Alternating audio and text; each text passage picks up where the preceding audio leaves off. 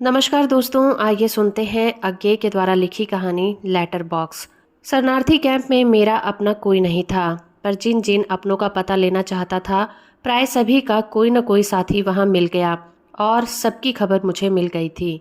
कितनी बड़ी से बड़ी दुर्घटना को मनुष्य न कुछ करके निकाल देता है। यदि वह कह सके कि मेरे अपनों की कोई क्षति नहीं हुई, मैंने कैंप के बाहर निकलकर कई एक चिट्ठियां लिखी। कुछ जिनके पते मिल गए थे, जिनको कुछ अपने और परिचितों को जो उनके बारे में जानने को उत्सुक होंगे, सब पर पते लिखकर और जेबी डायरी में से टिकट निकाल कर लगाए और डाक में छोड़ने चला। छुट्टी का दिन था, पर मुझे डाकघर से कुछ लेना नहीं था।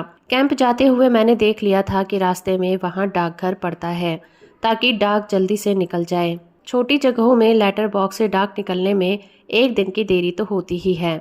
अधिक ना हो तो छोटी जगहों में कोई त्वरा का बोध ही नहीं होता। बड़ी जगह में ही यह धनु होती है कि सब कुछ जल्दी हो, तेजी के साथ हो, क्योंकि हर किसी को काम है और हर काम जरूरी है और हर जरूरत तत्कालिक है। डाकघर पहुंचकर देखा, बॉक्स के मुंह पर टीन का ढक्कन लगा रहता है। वो टेढ़ा होकर मुंह में ऐसा फंसा है कि चिट्ठी डालकर निकालना मुश्किल है। चिट्ठी फंसकर रुक जाती है। कोशिश करके देखा, एक चिट्ठी को मोड़कर भीतर घुसाकर और हाथ डालकर अंदर कुछ दूर तक ठेले देने से फिर वह भीतर जा गिरती है। भीतर फर्श पर गिरने की आवाज खिस सुनाई देती है। मैं चिट्ठियों को एक एक करके डालने लग गया। देखा, मुझ में कुछ दूर पर एक छोटा सा लड़का मेरी ओर देख रहा है। मन उस पर केंद्रित नहीं हुआ, यूं ही मैं उसकी ओर मुस्कुरा दिया। बच्चे के लिए लेटर बॉक्स ताजमहल और पिरामिडों से कम पात्रता नहीं रखता। संसार में 7 अचरजों के स्थान पाने का यह मुझे अपने बचपन से याद था। भीतर चिट्ठी छोड़ दें और जहां चाहे पहुंच जाए, और लेटर बॉक्स ज्यों का त्यों। क्या यह जादू से कम नहीं है? और लेटर बॉक्सों में यह अनोखा है, जिसके मुंह में चिट्ठी डालने के लिए मुंह ढूंढना पड़ता है और फिर चिट्ठी तक टेलनी पड़ती है। लेटर बॉक्सों में कबंध है ये। लड़का मेरे चिट्ठी डालने के व्यायामों को देख रहा है। अस्पष्ट ढंग से यही सब सोचते हुए मैं उसकी ओर मुस्कुरा दिया। अंतिम चिट्ठी छोड़ता हुआ मैं फिर चेहरे पर मुस्कान फैलाकर उसकी ओर मुड़ा। वह अब की मेरी ओर देख रहा था, पर अब की बार मैंने लक्ष्य किया। उसके चेहरे पर कौतूहल नहीं, धैर्य का भाव है, अपार धैर्य का और प्रतीक्षा का। मैंने लेटर बॉक्स से हाथ निकाला और जाने को हुआ कि लड़के ने जैसे साहस बटोर कर पूछा, जी, इसमें कहाँ की चिट्ठी जाती है? मैंने कहा, सब जगह की। तुझे कहाँ भेजनी है चिट्ठी? बाबूजी को। हाँ, मगर कहाँ? कोई जगह भी तो होगी। कहते हुए मैंने देखा, उसके हाथ में एक कुचला मुचला पोस्टकार्ड भी है। मैंने उसके लिए हाथ बढ़ाकर कहा, देखूं? उसने कुछ आश्वासन भाव से पोस्टकार्ड मेरी ओर बढ़ाया। मैंने उसे हथेली पर बिल्कुल सीधा किया। देखा कि पोस्टकार्ड पर तो मोटे मोटे अक्षरों में कुछ लिखा है, पर पते की जगह खाली है। मैंने हंसकर, पता भी तो लिखना होगा। पगले, क्या पता है? सो तो बाबूजी बताएंगे, मुझे क्या मालूम। आवाज रुआसी हो गई और मैंने देखा ओठों की कोर कांप रही है। मैंने तनिक नरम होकर पूछा, तुम्हारा घर कहाँ है? शेखपुरे। अब स्थिति बिजली की गोंद की तरह मेरी समझ में आ गई। मैंने उसे ध्यान से देखा। उम्र कोई 5 बरस, उजला गोरा रंग।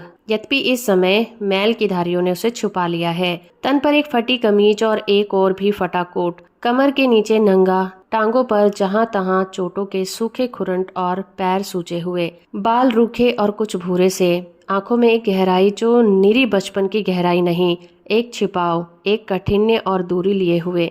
मैंने और भी नरम स्वर से पूछा, शेखपुरे में कहाँ? बीरावली। बाबूजी तेरे वहीं हैं? नहीं, वहां से तो चले थे। तू यहाँ किसके साथ आया?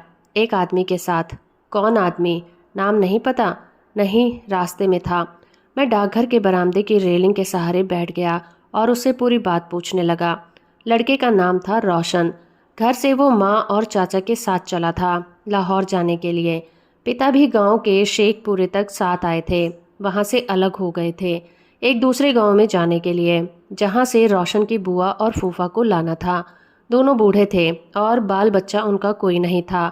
2 बेटे जंग में मारे गए थे, जापान की तरफ। लाहौर में आ मिलने को कह गए थे। लाहौर की तरफ जाते जाते और भी कई लोग उनके साथ हो गए थे, लेकिन रास्ते में कुछ लोगों ने बंदूकों से बहुत सी गोलियां चलाई और कुछ साथ में मारे गए। चाचा भी मर गए। पर साथियों ने रुकने नहीं दिया। बहुत जल्दी जल्दी बढ़ते चले गए।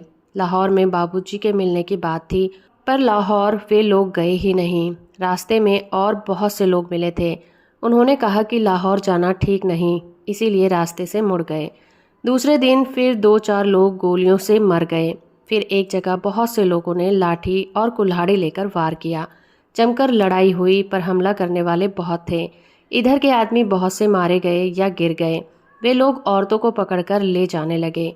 माँ को भी उन्होंने पकड़ लिया। माँ चिल्लाई, पर जिसने पकड़ा था उसने जोर से उनका मुंह अपने कंधे से दबा रखा था। पर माँ के कंधे पर बड़े जोर से काट लिया और उस आदमी के झंझाड़ने पर भी नहीं छोड़ा। तब उस आदमी ने चीखकर माँ को झटके के साथ अलग करके जमीन पर पटक दिया और कुल्हाड़ी से उल्टी तरफ से मुंह पर वार किया। माँ चिल्लाई तो रोशन ने आंखें बंद कर ली। खोली तो माँ का मुंह, नाक, जबड़ा सब कुछ नहीं था। लहू से भरा हुआ सिर था। बस वो आदमी माँ की छाती पर एक पैर रखकर अभी और चोट करता जा रहा था, मुंह पर। साथियों ने रोशन को पकड़ा और लड़ते लड़ते भागते चले। दूर निकल गए तो आक्रमणकारियों ने पीछा छोड़ दिया। कुछ औरतों को वे पकड़कर ले गए। 8-10 दिन में रोशन की टोली जालंधर पहुंची, पर तब उनमें पहले दिन का एक भी साथी नहीं था। सब नए चेहरे थे, पर इन्हीं में से एक उन्हें वहां तक ले आया था। वो कैंप में था और रोशन भी, पर रोशन का जी नहीं लगता वहां और बाबूजी के पास जाना चाहता है। माँ तो मर गई। लड़का रोने लगा था, रोता जाता था और कहानी कहता जाता था। मैं और भी पूछ सकता था, पर इससे आगे जानने को क्या था। मैंने कहा, रोशन, रोशन, तू कैंप में लौट जा और वहीं रह अभी। मैं तेरा नाम और कैंप का पता देकर रेडियो से खबर करवाऊंगा। तेरे बाबूजी अगर सुनेंगे तो चिट्ठी लिखेंगे और फिर यहीं कैंप में आ सकेंगे, समझा। मैं उसकी पीठ थपथपा कर उठा। और मेरी चिट्ठी, मैं भी तो उन्हें लिखना चाहता हूँ। मैं ठिठक गया। हाँ, तेरी चिट्ठी, तेरी चिट्ठी, आगे क्या कहूँ। बच्चे से धोखा करना बहुत बड़ा पाप है। मैंने कहा, इस कार्ड को तू शेखपुर गांव के पते पर डाल दे। वहां से तो चले गए, बुआ के गांव गए थे, वहीं का पता। वहां तो उनको लेने गए थे, वहां बैठे थोड़ी ही रहेंगे। ठीक कहते हो बेटा। लड़के का तर्क बिल्कुल ठीक है। मैं उसे क्या बताऊं कि कहाँ का पता लिखे, जिससे पत्र उसके बाबूजी को ही मिल जाए।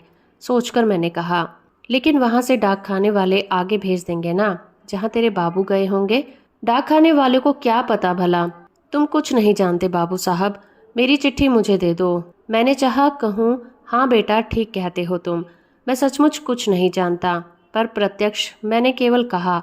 उसने पोस्टकार्ड फिर मेरे हाथ से ले लिया। मैंने मेहनत से उसे सीधा किया था। उसने फिर उसे कसकर पकड़ा और पहले सा मरोड़ दिया। मैं धीरे धीरे वहां से हटकर चलने लगा। चलते चलते मैंने देखा उसके चेहरे के आंसू सूख गए हैं और वही धैर्य का, सीमाहीन धैर्य का भाव उसके चेहरे पर लौट आया है कि शायद अब मेरे बाद जो चिट्ठी छोड़ने आए वो मुझसे अधिक जानता हो और उसे बता दे कि वो अपनी चिट्ठी किस पते पर छोड़े ताकि वह बाबूजी को मिल जाए। तो दोस्तों, अभी आप सुन रहे थे अज्ञे के द्वारा लिखी कहानी लेटर बॉक्स। उम्मीद करती हूँ ये कहानी और मेरा प्रयास आपको अच्छा लगा होगा। वीडियो को लाइक और चैनल को सब्सक्राइब करना बिल्कुल मत भूलिएगा।